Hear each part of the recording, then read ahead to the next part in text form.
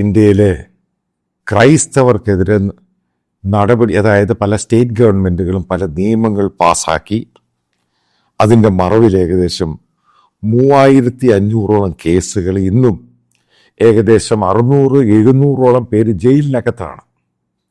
ഇതെല്ലാം state government കൊണ്ടുവന്ന Indian കോൺസ്റ്റിറ്റ്യൂഷനെതിരെ ആയിട്ടുള്ള ഒരു ബില്ലാണ് നിർബന്ധിത മതപരിവർത്തനം. കാരണം ബാക്കിയുള്ള കേസുകളൊന്നും നിലനിൽക്കത്തില്ല. ഇത് അതുകൊണ്ടാണ് ഇങ്ങനൊരു ബില്ല് കൊണ്ടുവരികയും അതിനകത്ത് ലോകത്തെവിടെയും കേൾക്കാത്ത രീതിയിലുള്ള നിയമങ്ങൾ അതിൻ്റെ അകത്തോട്ടങ്ങ് ചേർത്ത്.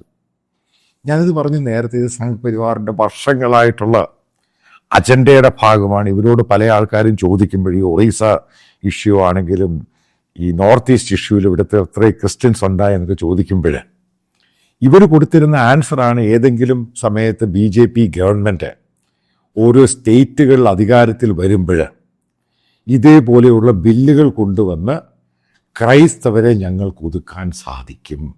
ഇത് ഒരാളല്ല, പല ആവർത്തി പലയിടത്തും ഈ RSSൻ്റെ പല ക്യാമ്പുകളും വിശ്വ ഹിന്ദു പരിഷത്തിൻ്റെ ക്യാമ്പുകളിലൊക്കെ പറഞ്ഞിട്ടുള്ള സംഭവമാണ്.